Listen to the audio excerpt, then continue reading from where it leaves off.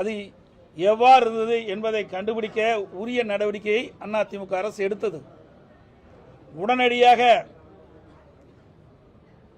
இதில் யார் யார் சம்பந்தப்பட்டார்கள் என்பதெல்லாம் விசாரணையெல்லாம் மேற்கொள்ளப்பட்டு அதிமுக அரசு நடவடிக்கை எடுக்கப்பட்டது. அது மட்டுமல்ல, இந்த சம்பவம் 24/6/2020 அன்று நடைபெற்றது.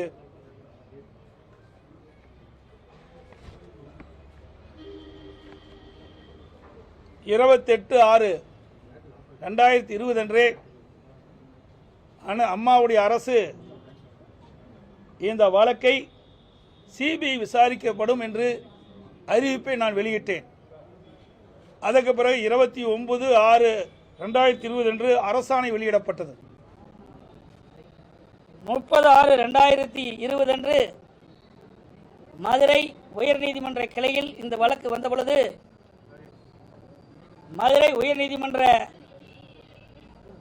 கிளை நீதியரசர்கள் உடனடியாக இந்த வழக்கை சிபிசிஐடி விசாரிக்க வேண்டும் என்று உத்தரவு வழங்கப்பட்டது. அந்த உத்தரவின்படியில் அம்மாவுடைய அரசு சிபிசிஐடி மூலமாக விரைந்து உயர்நீதிமன்றத்தினுடைய அறிவுரையின்படி உத்தரவின்படி விசாரணை மேற்கொள்ளப்பட்டு 1/7/2020 அன்று அவர்கள் மீது குற்றம் சுமற்றவர்கள் மீது விசாரணை அடிப்படையில் கொலை வழக்காக பதிவு செய்யப்பட்டது. அதோடு இந்த வழக்கை சிபிஐ விசாரிக்க வேண்டும் என்று பரிந்துரை செய்ததின் பேரில் 10/7/2020 அன்று சிபிசிஐடிடம் இருந்த அந்த வழக்கை சிபிஐயிடம் ஒப்படைக்கப்பட்டது.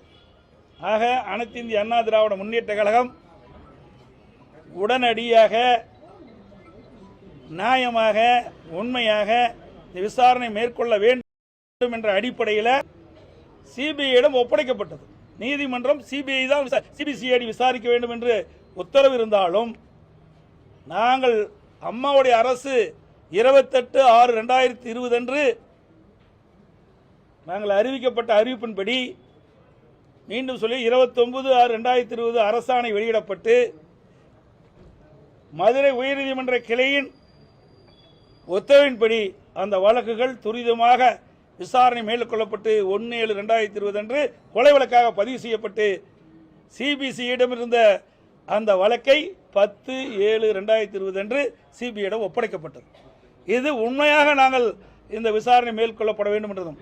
ஆனால் இன்றைய தினம் என்ன, இந்த சம்பவம் 18ஆம் தேதி கள்ளச்சாராயம் கள்ளக்குறிச்சியிலே முதற்கட்டமாக அறிந்திருக்கின்றார்கள். அதில் 3 பேர் பாதிக்கப்பட்டதாக தெரிகிறது.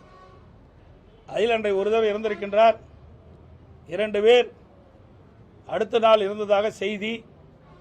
அப்பொழுது மாவட்ட ஆட்சித்தலைவர் அவர்கள் ஒரு பேட்டி கொடுக்கிறார். அந்த பேட்டி என்ன என்பதை நீங்களே பாருங்கள்.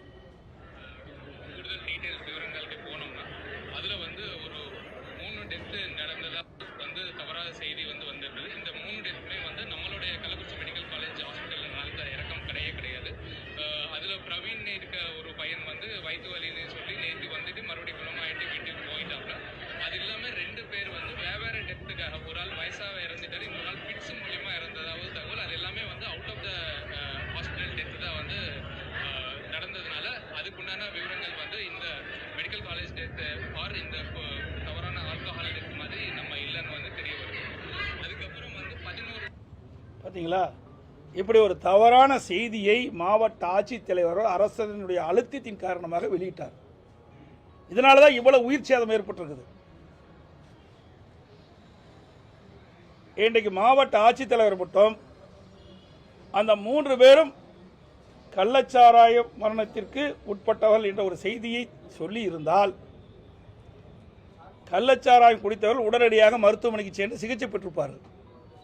அது மட்டும் இல்லாமல் இந்த கள்ளச்சாராயத்தை யாரும் பருக வேண்டாம், இந்த கள்ளச்சாராயத்தை பருகினால் உயிருக்கு ஆபத்து ஏற்படும் என்று ஒரு செய்தி அவர் வெளியிட்டப்பட்டிருந்தால் இந்த விலை மதிக்க முடியாத 65 உயிரை காப்பாற்றிக்கலாம். பல பேர் கண் பார்வை போட்டிருக்கிறது, பல பேர் இன்னும் பல்வேறு உறுப்புகள் பாதிக்கப்பட்டதாக தெரிகிறது. இப்படிப்பட்ட கொடுமையான செயல் நடந்திருக்காது. ஆக இது எல்லாம் அரசாங்கத்தினுடைய அழுத்தின் பேரில் தான் மாவட்ட ஆட்சித்தலைவர் இப்படிப்பட்ட ஒரு செய்தி சொல்லியிருக்கார் என்பதுதான் எங்களுடைய குற்றச்சாட்டு. ஆகவே இது மாநில அரசு விசாரிக்கப்பட்டால், மாநில அரசுடைய கட்டுப்பாட்டுக்கு சிபிசிஐடி விசாரிக்கப்பட்டால் உண்மை குற்றவாளி தப்பித்து விடுவார்கள். இதில் ஆளுங்கட்சியை சேர்ந்த பிரமுகர்கள் ஈடுபட்டுவதாக பல்வேறு அரசியல் கட்சிகள் பத்திரிகை ஊடகத்தின் வாயிலாக தெரிவிச்சிருக்கிறாங்க. அரசுடைய ஆதரவின் பேரிலே பல பேர் இதில் ஈடுபட்டுவதாக செய்திகள் வந்து கொண்டிருக்கின்றன.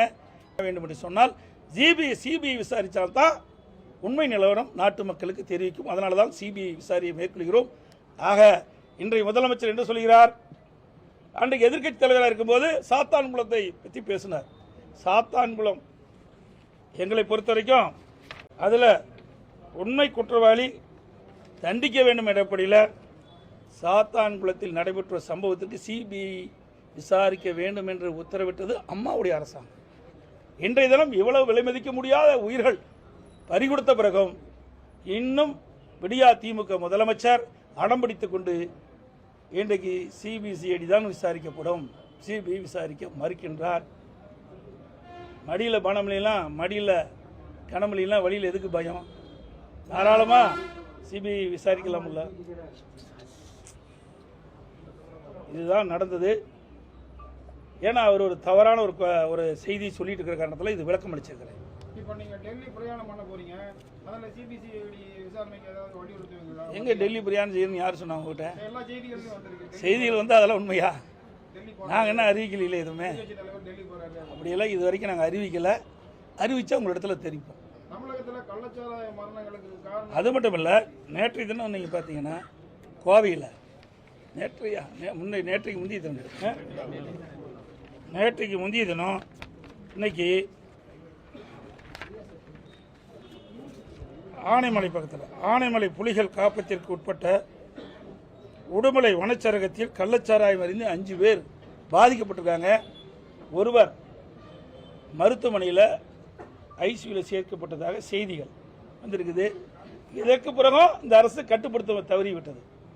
என்ன கள்ளச்சாராயம் தமிழகத்திலே பல்வேறு இடங்களிலே விற்பனை செய்து கொண்டிருக்கிறார்கள், தயாரித்துக் கொண்டிருக்கிறார்கள் என்பது இதிலிருந்து தெரியுது.